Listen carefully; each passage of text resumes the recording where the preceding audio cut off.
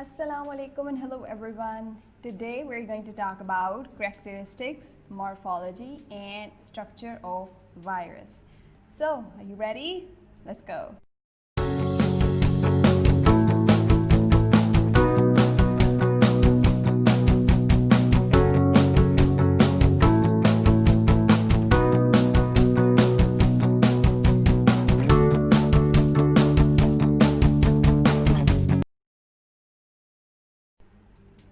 सबसे पहले बात करते हैं करेक्टरिस्टिक्स की।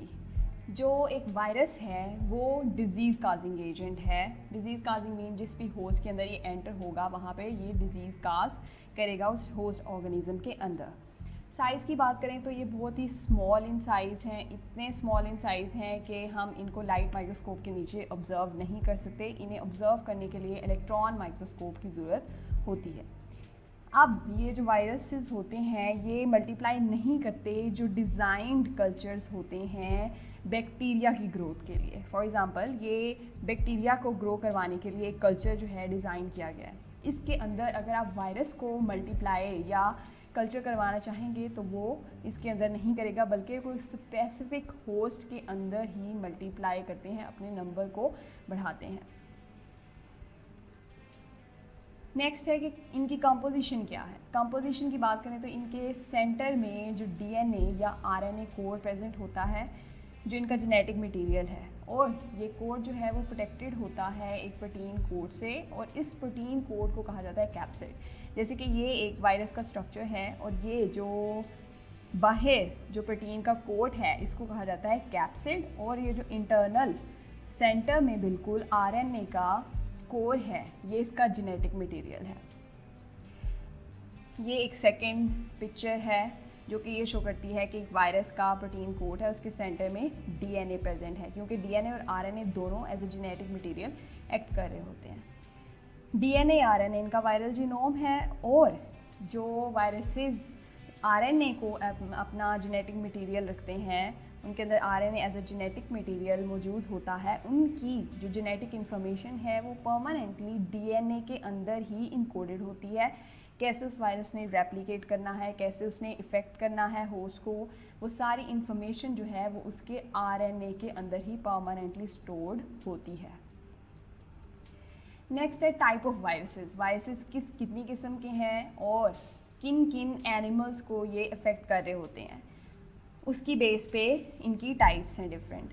सबसे पहले आ जाते हैं एनिमल वायरसेस। एनिमल वायरसेस वो वायरसेस हैं जो कि डिजीज़ काज करते हैं एनिमल्स के अंदर और ह्यूमंस के अंदर, और इन वायरसेस के अंदर डीएनए प्रेजेंट होता है। अब आपने याद कैसे रखना है कि डीएनए प्रेजेंट होता है, जैसे ह्यूमंस के अंदर और दूसरे एनिमल सेल्स के अंदर डीएनए उनका जेनेटिक मटेरियल है, तो आपने याद रखना है कि वायरसेस भी जो एनिमल्स को इफ़ेक्ट करते हैं उनके अंदर भी क्या होता है, डीएनए उनका जेनेटिक मटेरियल होता है।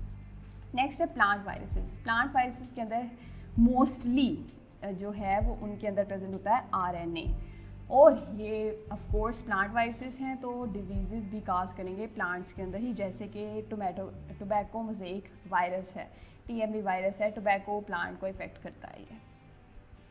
रेट्रोवायरसेस की बात करें तो ये ऐसे वायरसेस हैं जिनके अंदर उनका जेनेटिक मटेरियल जो है वो आरएनए प्रेजेंट होता है, और ये सीरियस डिजीज़ काज करते हैं ह्यूमंस के अंदर, जैसे कि एड्स है, एक्वायर्ड इम्यूनो डेफिशिएंसी सिंड्रोम, और ये एक रेट्रोवायरस का स्ट्रक्चर दिखाया गया आपको। ये जो रेट्रोवायरसेस हैं इनको आपने यहाँ आर से याद रखना है, ये आर से स्टार्ट होते हैं। इनका जेनेटिक मटेरियल भी, इसका मतलब क्या है, आरएनए। ये एक ट्रिक है रिमेंबर हो सके ताकि आपको कि रेट्रोवायरसेस के अंदर उनका जेनेटिक मटेरियल आरएनए है। नेक्स्ट है जेमिनी वायरसेस। जेमिनी वायरसेस जो हैं ये प्लांट वायरसेस हैं, और ये इनके अंदर जो जेनेटिक मटेरियल है वो प्रेजेंट होता है डीएनए, सिंगल स्ट्रैंडेड डीएनए, जैसे कि एक प्लांट वायरस है और उसके अंदर जो उसका जेनेटिक मटेरियल प्रेजेंट है वो सिंगल स्ट्रैंडेड डीएनए की फॉर्म में प्रेजेंट है। नेक्स्ट मॉर्फोलॉजी की बात करते हैं, वायरसेस की मॉर्फोलॉजी की। तो सबसे पहले इसकी साइज़ और शेप की बात करेंगे। तो साइज़ की बात करें तो वायरसेस जो हैं वो रेंज इन साइज़ करते हैं 20 to 350 नैनोमीटर। लेकिन जो ज़्यादातर वायरसेस हैं उनकी जो रेंज होती है वो 10 to 300 नैनोमीटर में हमें देखने को मिलती है। अब स्मॉल वायरसेस की बात करें और लार्ज वायरसेस की बात करें तो स्मॉल वायरसेस जो होते हैं उनका साइज़ ऑलमोस्ट होता है 25 नैनोमीटर। जैसे कि येलो फीवर वायरस है, इसका जो साइज़ होता है वो होता है 25 नैनोमीटर। लार्ज वायरसेस की बात करें जिनका साइज़ बहुत ज़्यादा लार्ज होता है वो अप टू 250 नैनोमीटर तक रेंज में आते हैं साइज़ की। जो स्मॉल वायरसेस थे वो 25 थे। लार्ज में आपने 0 को ऐड कर देना है तो 250 नैनोमीटर हो जाएगा, ठीक है। और इसकी एग्जांपल है स्मॉल पॉक्स वायरस, ये एक लार्ज वायरस है और ये इसकी डायग्राम आपको दिखाई दे रही है। जो ज़्यादातर वायरसेस होते हैं क्योंकि वो ऑलमोस्ट 50 नैनोमीटर से कम के ही रेंज में होते हैं और इन्हें देखने के लिए हमें इलेक्ट्रॉन माइक्रोस्कोप चाहिए होती है, क्योंकि इतने स्मॉल वायरसेस को हम जो लाइट माइक्रोस्कोप होती है उसमें नहीं ऑब्जर्व कर सकते। शेप की बात करें तो सबसे पहले रॉड शेप है, जैसे कि TMV टोबैको मोज़ेक वायरस की होती है। ये इनका जो स्ट्रक्चर होता है वो इनकैप्सुलेटेड वायर की तरह होता है। जैसे एक वायर होती है उसको बाहर से प्लास्टिक का कवर उसके ऊपर चढ़ा होता है, जैसे कि इसका कैप्सिड है। कैप्सिड को आप कंसीडर करें कि ये प्लास्टिक का कवर है और इसके अंदर जो कोर है, जैसे केबल सेंटर में होती है, वायर होती है, इसी तरह इसके सेंटर में प्रेजेंट होता है RNA और ये रॉड शेप वायरसेस हैं। नेक्स्ट है राउंडेड, यानी कि गोल होंगे शेप के अंदर, जैसे कि मम्स वायरसेस हैं या हर्प्स वायरसेस हैं। हर्प्स वायरसेस हैं, ये क्या होते हैं, राउंडेड इन शेप होते हैं, गोल होती है इनकी शेप। टेडपोल शेप के वायरसेस भी एग्जिस्ट करते हैं, जैसे कि बैक्टीरियोफेजेस। बैक्टीरियोफेजेस ऐसे वायरसेस हैं जो कि सिर्फ और सिर्फ इन्फेक्ट करते हैं बैक्टीरिया को, ठीक है, और सिर्फ और सिर्फ रेप्लिकेट करते हैं बैक्टीरिया के अंदर ही, बैक्टीरियोफेजेस। बुलेट शेप यानी कि गोली जैसे होती है, पिस्टल की गोली होती है, उसकी शेप के वायरसेस जैसे कि रैबिस वायरसेस भी होते हैं। बुलेट शेप वायरसेस भी एग्जिस्ट करते हैं। नेक्स्ट अगर बात करें कि स्ट्रक्चर की, यानी कि केमिकल कंपोजिशन की, का अगर हम स्ट्रक्चर, एक ऐसा मेच्योर कंप्लीट वायरस, उसको वायरियन बोलते हैं। वायरियन के स्ट्रक्चर की बात करें तो सबसे पहले उसको कवर किया होता है प्रोटीन कोट ने, जिसको कैप्सिड कहते हैं, और ये प्रोटीन कोट सराउंड करता है वायरस को। क्योंकि कैप्सिड के अंदर, ये अगर कैप्सिड है और इसके अंदर प्रेजेंट है DNA या RNA जेनेटिक मटेरियल, तो इनको मिला के बोला जाता है, टर्म इस्तेमाल की जाती है, न्यूक्लियो कैप्सिड की टर्म भी इस्तेमाल की जाती है। अब बात करें कैप्सिड की स्ट्रक्चर की, यानी कि अगर उसकी केमिकल कंपोजिशन की बात करें तो ज़्यादातर जो प्रोटीन कंटेंट प्रेजेंट होता है वो होती हैं हिस्टोन प्रोटीन्स या हिस्टोन लाइक प्रोटीन्स प्रेजेंट होती हैं, और स्मॉल पेप्टाइड्स, यानी कि कुछ थोड़े से नंबर में अमीनो एसिड्स आपस में मिल जाएंगे तो एक पेप्टाइड चेन बनती है, जिनको स्मॉल पेप्टाइड्स हम बोलते हैं। वो कोई स्पेसिफिक प्रोटीन नहीं होती, बल्कि कुछ अमीनो एसिड्स ने मिल के एक चेन बनाई होती है, जिसको हम पेप्टाइड्स कहते हैं। पॉलीअमाइंस, पॉलीमीन कहीं ज़्यादा, इनके साथ अमाइन ग्रुप्स भी अटैच होते हैं, इसलिए पॉलीअमाइंस उनको कलेक्टिवली अगर नाम देखा जाए तो पॉलीअमाइंस कहा जाता है उनको। अब जो कैप्सिड के अंदर जो प्रोटीन्स हैं उनके साथ अटैच हो सकती हैं लिपिड्स भी और कार्बोहाइड्रेट्स भी। अगर लिपिड्स के साथ अटैच है फॉस्फेट ग्रुप तो उसको बोलेंगे फॉस्फोलिपिड्स, और अगर लिपिड्स के साथ अटैच हैं कार्बोहाइड्रेट्स तो ऐसे लिपिड्स को ग्लाइकोलिपिड्स बोलते हैं। इसी तरह दूसरे लाइक फैटी एसिड्स भी प्रेजेंट होते हैं। नेक्स्ट पॉइंट है कैप्सोमियर।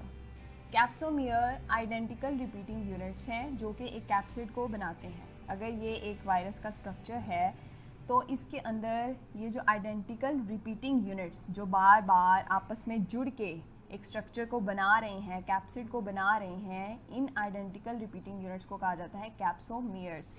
और ये कैप्सोमियर मिलके बना होता है histone protein, histone like proteins या स्मॉल पेप्टाइड्स और पॉलीअमाइंस जब आपस में मिल जाते हैं एक सिमेट्रिकल फॉर्म में तो एक कैप्सोमियर, एक आइडेंटिकल यूनिट बनता है। अब जब ये कैप्सोमियर्स आपस में मिल जाते हैं तो एक वायरस का कैप्सिड आउटर कवरिंग जो है वो बनती है। Capsomere highly symmetrical in nature है। सिमेट्रिकल नेचर का मतलब है कि इसकी ज्योमेट्रिकल अरेंजमेंट होती है, एक तरतीब के साथ कैप्सोमियर्स जुड़ के कैप्सिड को बनाते हैं। इसी वजह से इसको क्रिस्टलाइज भी किया जा सकता है, इसके क्रिस्टल्स बनाए जाते हैं एंड देन उन क्रिस्टल्स को स्टडी किया जाता है इलेक्ट्रॉन माइक्रोस्कोप के ज़रिए और एक्स-रे क्रिस्टलोग्राफी के थ्रू। एक्स-रे क्रिस्टलोग्राफी में किसी भी वायरस या बैक्टीरिया के क्रिस्टल्स बनाकर उनकी केमिकल कंपोजिशन को स्टडी किया जाता है।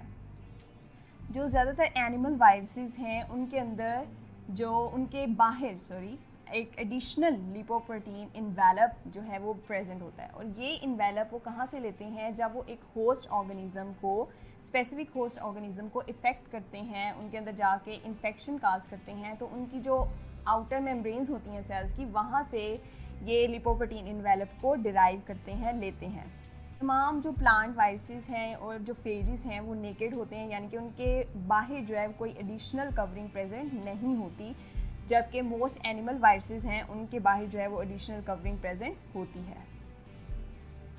वायरल जीनोम की बात करें तो इसके अंदर आ जाता है उसका न्यूक्लिक एसिड यानी कि डीएनए या आरएनए, उनका जेनेटिक मटेरियल। वायरल जीनोम जो होता है वो प्रेजेंट होता है।